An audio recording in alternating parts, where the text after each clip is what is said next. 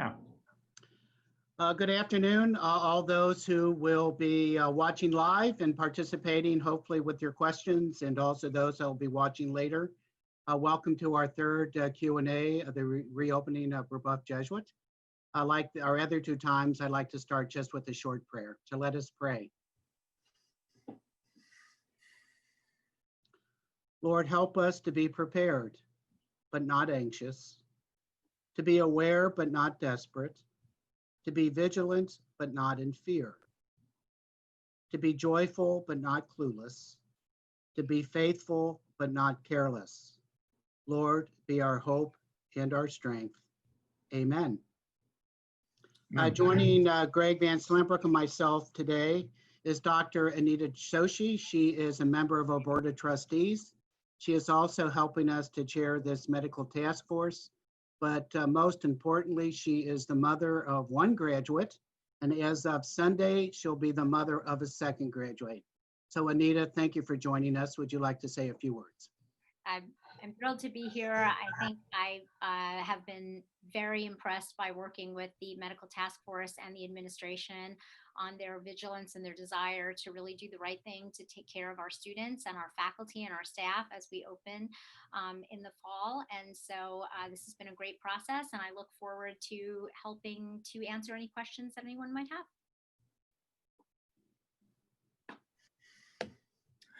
All right. Thanks so much, Anita.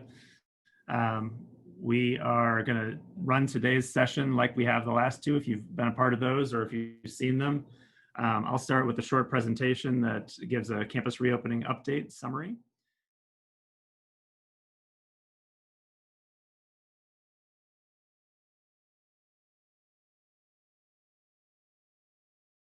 I'm going to stop the screen share and address some of the questions that came in as pre-submitted questions. Again, I tried to get to a lot of them in what I just did in my presentation. So I'll just take 4 or 5 here that came in the pre-submissions.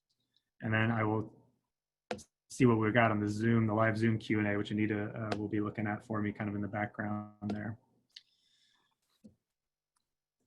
So one question is kind of a couple of early logistics questions. When will we hear about school schedules, teachers, and so on? How will that affect the reopening? That will be very soon. I believe you might even be receiving schedules today. It'll be this week for sure. So we have finished scheduling students. We've been carefully going through classroom capacities to make sure that we can space desks 3 feet apart. We've had to make some shifts in schedules based on that. If your actual classes have changed, you've received communication from your academic counselors about it. So you'll be receiving schedules of teachers and rooms and your classes very soon. And that will be the schedule we'll plan to reopen with on August 13th with the 8-day rotation in our new schedule, which we're starting this fall. That'll still be in effect. And again, if you're joining from home, then you'll be going by that same schedule too. You'll be going by when your classes meet at Brebeuf is when you'll be meeting with them live from home. I want everybody to know that those of you who have been here for a while are used to kind of the process of you get your schedules, and then if you want to make any changes in it, you contact your academic counselors, and then they see what we can do. That's going to be a lot more limited this year. It's going to be tougher to make schedule changes because of classroom capacities. We need to be really strict about keeping classrooms under a certain number to keep 3 feet between desks. So just be aware of that, that if you contact your counselor and they say there's just no way I can change this class for you, there's a very good reason for that. So just be aware that that may happen. Another logistical question, will students be allowed to bring in books and supplies, come in prior to the first day? I don't know the answer to that yet, but we will be in communication again. We'll have another campus reopening update probably a couple weeks before school starts. We probably won't do another live Q&A unless we need to, but we'll have an update on opening of school procedures and a kind of day-to-day of that first week, including parent orientation. We're still making plans for where we've usually done new student orientation and parent orientation all at once on the same day in the same place. We're not going to do it this way this year because there's too many people all in one place, too many visitors and so on. But we are going to have parent orientation. We'll just do it in a different way. So we get some more information about a lot of those details in the next couple of weeks as we get closer to it, as well as freshman and new student orientation. Details will be forthcoming. Another question about travel restrictions. This is a fluid topic. So the question came in, how will Brebeuf handle students that have or will be returning from travel locations such as Florida? Will they need to quarantine prior to returning to school? So we are going by the CDC guidelines on travel, which are they're updating as they learn and as things change. Currently, the only travel restriction on the CDC is that people returning from international travel need to follow a 14-day quarantine back in the United States. But there's no state-by-state or regional travel restrictions or return from travel restrictions. They give advice about how to think about travel safely and how to, when you come back from travel, think about the groupings you've been around, how close contact you've had, where people are coming from, where you've been interacting with them, whether you've been in masks or not. Basically, the likelihood that you might have been exposed at a higher risk when you've been traveling. And that is on you to determine, because we don't have a formula and the CDC doesn't have a way to say, from these regions you need to quarantine. So basically I'd ask everybody in our community to get educated as you do your travel plans. I think people are definitely doing this. As I'm talking to families, people are being very thoughtful about as they go and travel somewhere, looking up what the cases are like there, what they need to do to protect themselves and their families, of course. And so we'd ask you to, we'd encourage anybody who's coming back from travel who feels like it's been a high risk environment that they've been in to quarantine for 2 weeks. And we would really appreciate it if people feel like there's been a higher risk if they do that and their students are able to stay home and to do the online learning platform, and just let us know, give us a heads up, this is what we need to do. We just came back from travel, we're gonna keep them home for a little bit, and we'll fully support and appreciate that. But as of right now, there's no requirements by the CDC, and that's what we're gonna follow for our requirements as well, outside of international travel. Again, if somebody were to tell me that they've been anywhere, whether locally or anywhere in the US or anywhere else, where they've been in close contact with somebody who's definitely positive, then that triggers the 14-day quarantine for sure. And that's a requirement that we're gonna ask of you. If your student, if we knew that your student was in close contact with somebody who was COVID positive and they came to school the next day, we would call you and send them home. And we'd say, here's your return date. Please don't come back before that date, respectfully. So that is that's our way of handling the travel advisories, and we'll keep up with the CDC information on that and communicate that to you if and when that changes.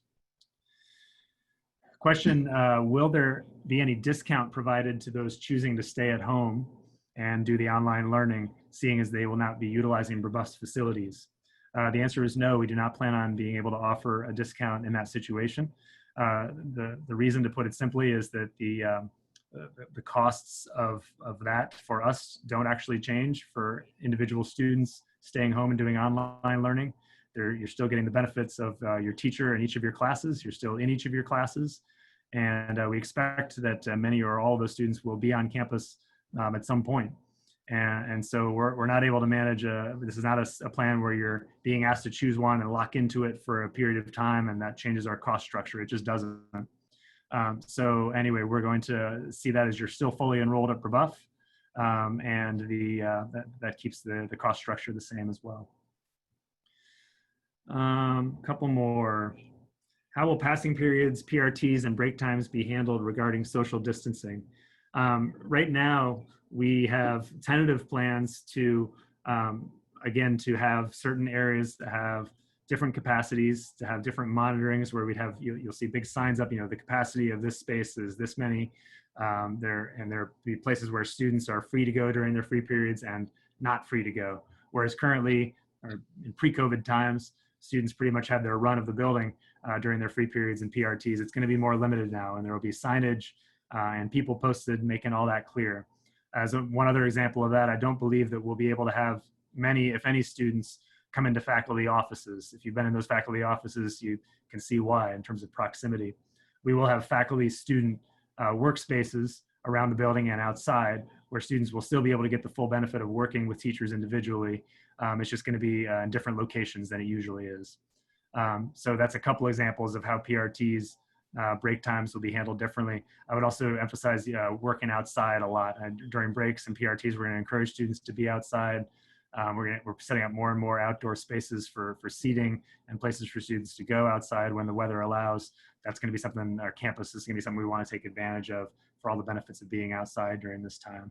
And then if we need to extend passing periods, to stagger them in certain ways, we're thinking through all those options too. If, we'll look at kind of congestion of hallways where things tend to get more congested, maybe identify some one-way stairwells and hallways and things like that. We'll be looking at all those options, and while we don't have all the signage and routines in place for it quite yet, we will be making those. And as one more example of that, we've made some adjustments to our before and after school routines. I would call them minor, but we are going to have, you can see them in the campus reopening plan. The drop-off time, we're asking for students to be dropped off no earlier than 7:30. Classes begin at 8:30 this year. There is no 0 hour this year, so I think that should be very possible as far as drop-off time. So drop-off time of 7:30, and pickup time if students are not involved in an activity after school that they're already kind of with. Then if they're just waiting for their rides, we're gonna ask them to all go to the same location outside in the courtyard where we'll be monitoring that, supervising social distancing, and ask them to be picked up by 4 o'clock. So those are some adjustments we're making to the before and after school times, partly with this COVID and with social distancing and with supervision in mind, that we appreciate everybody's cooperation with. I know drop off and pickup can be challenging with people's schedules, and if you have individual things that you want to have us help you work out with that, please give us a call and we'll work with you. But we do feel like that 4 o'clock pickup time after school is going to be important so that we can make sure that students are supervised to the best that we can safely at all times while they're on campus. Let's see, there is one more I wanted to address on here. We're seeing some colleges cut sports. Will Brebeuf be cutting or considering cutting any sports? At this time, we do not have any plans to eliminate any sports from our athletics lists. I think that is a fluid situation, and I think as we've all seen in the news, basically if we can do these things safely, then we'll be able to continue doing them. And if conditions change and we feel like we can't, then we'll change. Right now our strategy for sports is similar as it is to school. We know there's going to be risk. We want to mitigate that risk with some smart ways of being able to do the activity differently. And at some point, with especially the contact sports, that becomes really difficult to mitigate the risk by a lot. And so I think people are aware with those voluntary activities that it's something that they are choosing to be a part of, and something that requires extra caution. But at this time, we don't feel like it's something that we need to eliminate, just something that we need to think real carefully about, to watch the data and the trends carefully, and to make a change if and when we need to make a change. But at this time, no plans to change, to cut our list of sports that we offer. Okay, the Q&A, any that you want to bring to the forefront or take yourself or kick to me? Sure. So I think there are several questions that actually touch on the issue of definition of close contact. Who is going to have to quarantine when? So I will give you the health definition of close contact. The ISDH's and CDC's definition is if you are within less than 6 feet for greater than 15 minutes, with or without a mask, that is defined as close contact. So teachers and students in the classroom will be separated, is my understanding, by that 6 feet or greater distancing. And so teachers will have less exposure potentially to infected students by maintaining that distance.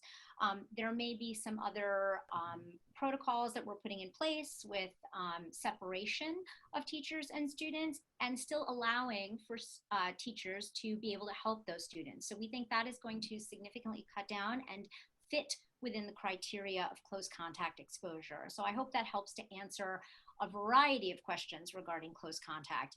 Every decision of a contact will be made on a case-by-case basis, as it is in all other healthcare facilities, depending on the proximity of that contact. So I think we can make those decisions with the help of the health department and the ISDH, and we are working very closely with them.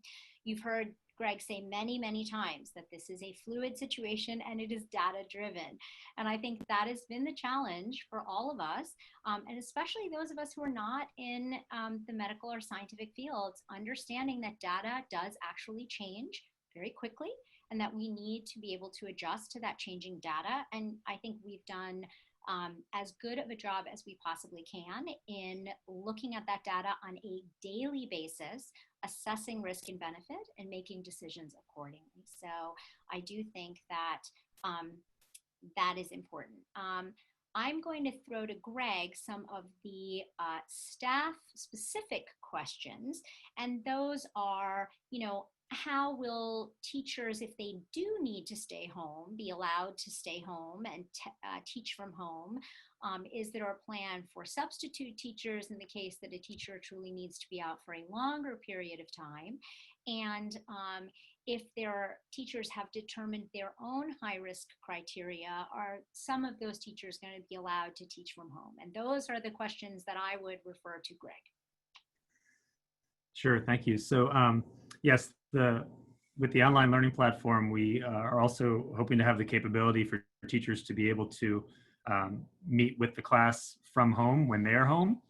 I do expect that there will be, like we've already seen, a high amount of students needing to miss class in summer school. I fully expect there to be a lot of times when teachers will need to stay home as well.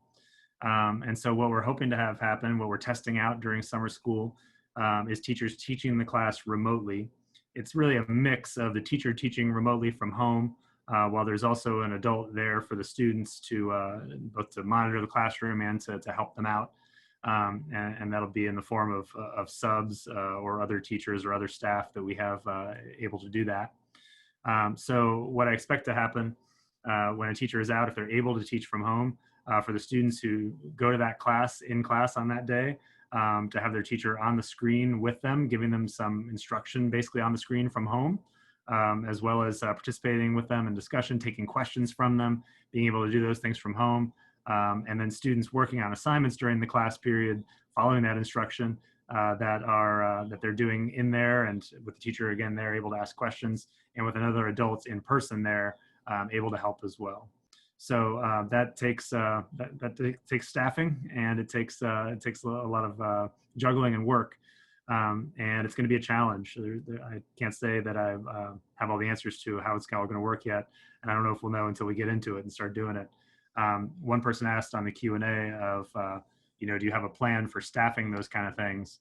And we are putting them together. I know that there's going to be some work on beefing up our sub list and our help in the classroom and around the building list of people who are able and willing to come in and help with those things, either on a substitute teacher basis or even a volunteer basis. So we'll be working on procedures to build up our capability to backfill when people need to stay home from the faculty staff community, because that is going to happen. It's just as important for them to stay home when they need to stay home as it is for our students, everything I've been talking about. So yeah, that's definitely going to be a challenge, and it is something that we are working on being prepared for. I'll speak also to what, the way that Anita was talking about it with close contact.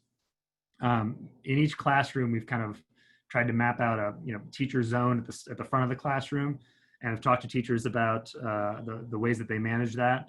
What we've seen in summer school is, teachers will still, they're certainly far less interactive in terms of moving in and out of the classroom rows, mobile around the classroom as they usually are, and that's the way it should be. You want to kind of keep a thought to that close contact protocol of 15 minutes or more at less than 6 feet. You can keep yourself in these classrooms 6 feet away from the front rows, and so you could keep yourself in the front of the room and 6 feet away from everybody the entire period if that's the way you need to be. But there's also times when teachers, in their masks, can feel comfortable approaching a student and helping them with a question, moving from the front of the room to the back of the room. Again, you're within 3 feet of students in those circumstances, but you're masked and you're being careful and you're mobile, you're doing it in a moving way as opposed to in a stationary way.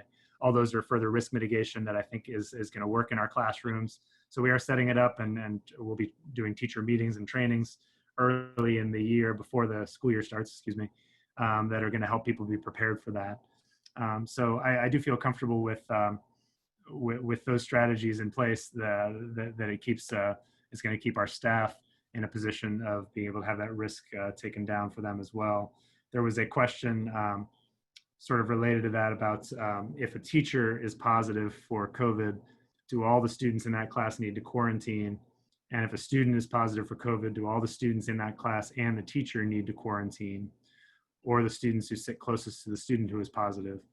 That's a very well put question, and the answer is it depends on the scenario. So we're going to be basically tracing back, investigating each class that student was in, and thinking about who was within 15 feet, or sorry, 6 feet of that student for at least 15 minutes. It may or may not include the whole class. It probably won't in most cases. It may or may not include the teacher. And again, if the teacher is positive, does it include all the students? Have all the students had close contact with that teacher? In most cases, probably not. But that's going to be our job to basically try to sort that out, investigate that, determine who we know were the close contacts, and then to, again, inform the whole school so that anybody who feels like they just need to precautionary stay home is able to do so. So that's how I expect to work that through. And I think we're also going to be using the resources of the Marion County Health Department for contact tracing to do the actual contact tracing. So all of these cases will be reported and Marion County will be involved. And then the contact tracing will proceed as it would in any other circumstance where you work or where you live, or this is part of protocol with dealing with infectious diseases. So I think that's what we're going to do. There was a question about extra disinfecting and sanitization between classes and bathrooms. Oh, you betcha, that's already happening and it will continue to happen. And I can attest to the fact that that is happening. So I don't think that that's going to be a concern for sure. I know that there was a question about flu vaccination. And that's one that I think we have been discussing in the medical task force, and how do we kind of create a requirement for flu vaccination as part of the other vaccinations for the coming fall school year. So that information is probably going to come out soon.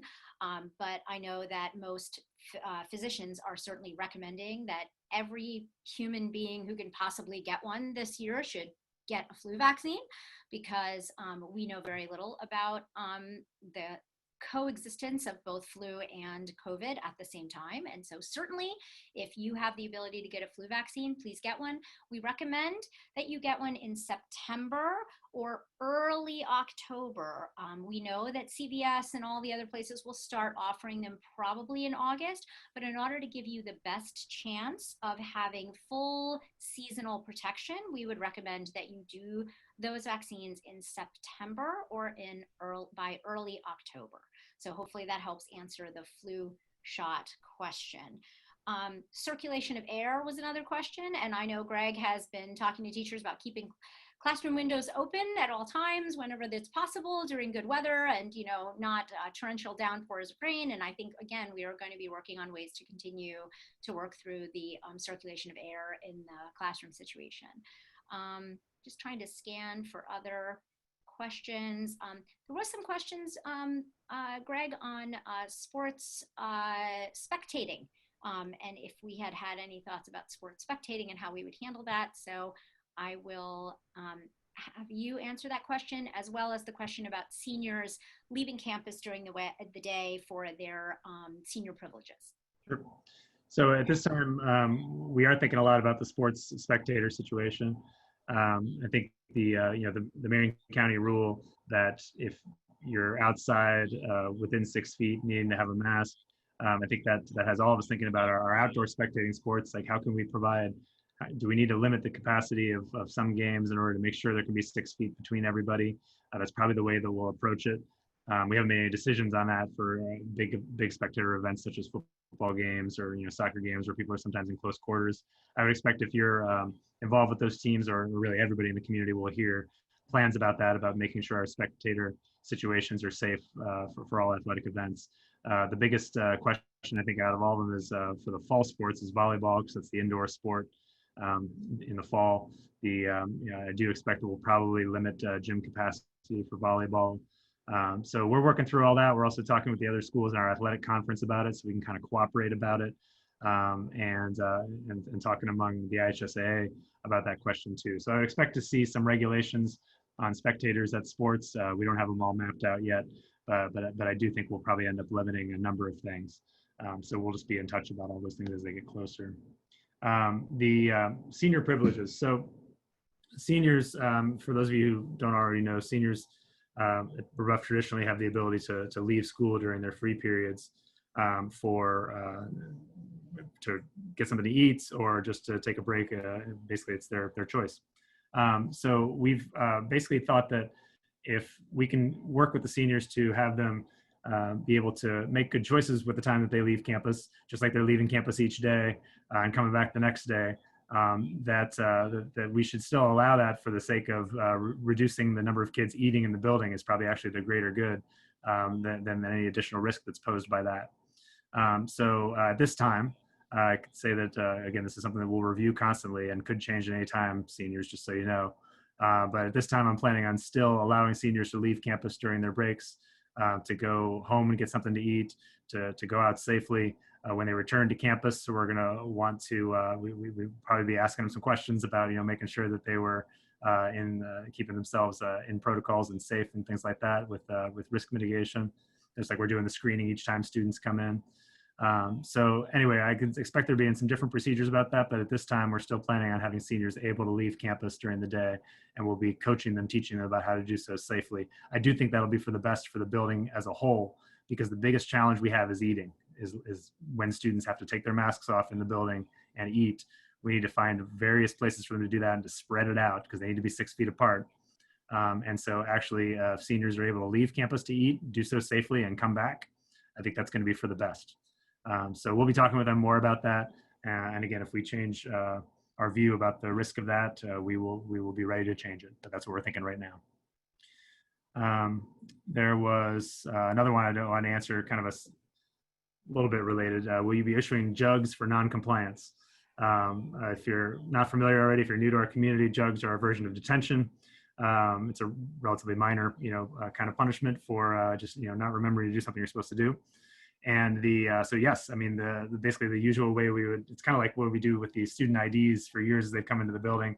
If they forget their ID, we give them a grace period on that, maybe the first week of school, or they don't show it to us or whatever on their way into school. But now as they come into the building, they need to show us that they've done their self-screen before they come in. We have a follow-up check that they've done their self-screen. The teachers are checking in their first period classes. The way I expect it to happen is, probably the first time you get a free one. And after that, if you keep not doing your self-screen and coming into the building, we're going to start ramping up the punishments. We'll start with jugs and get more serious if needed from there. Hopefully not.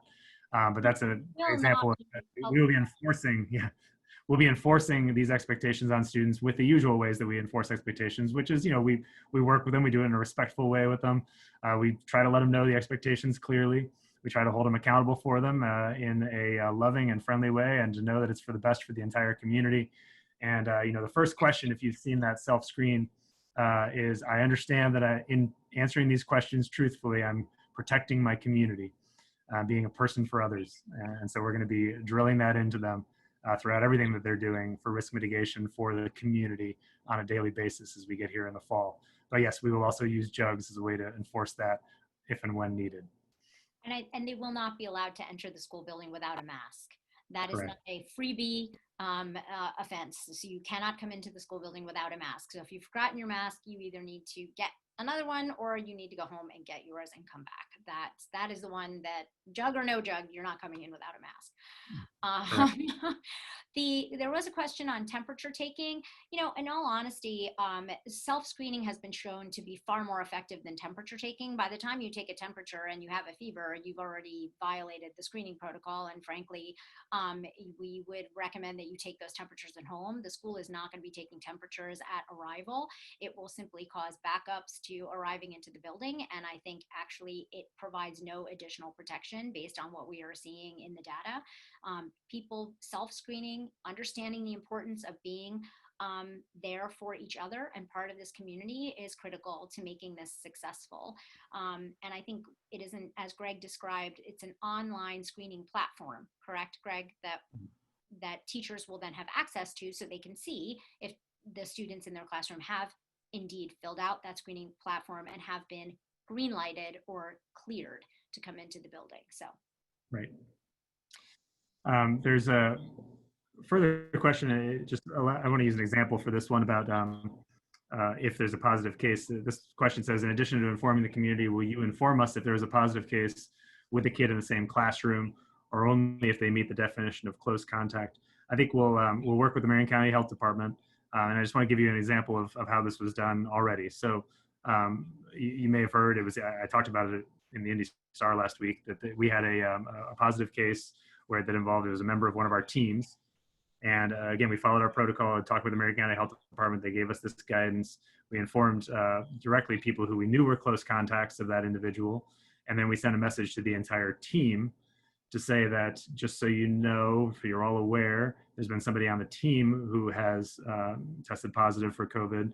We need to inform everybody, and if you know that you've been in close contact or suspect that you've been in close contact or just want to be cautious, we recommend that you stay quarantined for 14 days and or get tested. A number of students did that. We did end up canceling a couple practices for that reason, just to keep everybody out, because we knew a number of them were in that situation anyway where they needed to be. So that's an example of how that has worked already, and I expect it to work going forward. I can see it possibly being that we would inform everybody that they were in class. Again, with the guidance of the Marion County Health Authorities, if that's what they say we should do, that's what we'll do. When we know there's a close contact, we'll let people know there's been a close contact. And of course, we'll let the entire school know if and when that happens as well. So that's just a further kind of give an example to illustrate the way that we're operating with that kind of situation. Here's our plexiglass screens being put in classrooms for teachers and in offices for staff. We do have several plexiglass screens in high contact areas right now, the entrance areas, the front desk, the gym lobby, some other places like that. And they do expect to see them in a number of offices, desks, areas around the building. We're still in the process of beefing that up, of ordering them, of identifying where they need to be. So you will see a lot of that. You won't see one around every desk. I've seen photos here and there from other countries where students have had plexiglass screens in between every desk. We don't believe that's necessary based on the science we're looking at. But we will see plexiglass screens in a number of areas, like when I said, with teacher-student opportunities still to have direct interaction. I could see in some cases having a screen for that. We have face shields available for anybody who wants them as an additional layer of protection on top of your cloth mask as well. So we've got several ways to have additional PPE in addition to the masks. There was one last question, Greg, regarding whose responsibility it is to wipe down the desks and areas before they sit down or leave an area, disinfecting procedures, a little bit more clarity, I guess, on the details of those. And I don't know if that's something you want to answer here, if you want to type an answer and send it, but. No, I can take that. It's fairly simple. We have currently for summer school, what we've had each teacher and student doing is that every time that they leave a classroom, there's a big jug of sanitizing wipes like they have on my desk here, and everybody takes one and wipes down their desk, the area they've been sitting in before they leave and the next class comes in. The big jugs of hand sanitizer, we're instructing students to take a squirt from every time they come into the building. We've got them outside those front doors, and every time they come into an individual classroom and on their way out of classrooms as well. Kind of the in and out times are good times to organize and make sense, logical times to do that. So, and then of course, in the after school times, our cleaning crew and staff have all sorts of new sanitizing procedures where they're cleaning things thoroughly as well. But teachers and students all have a part to play in it. I think that's the way it should be, and it helps everybody be aware and helps make it most efficient and thorough. So students can expect to be wiping stuff down as they move from classroom to classroom when they come in the fall.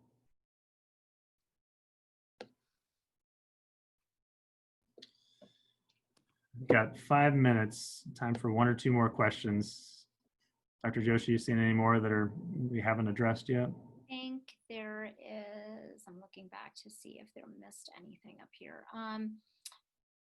Question about school nurse on campus, and there's a question about when would we see about closing the school based on number of COVID cases.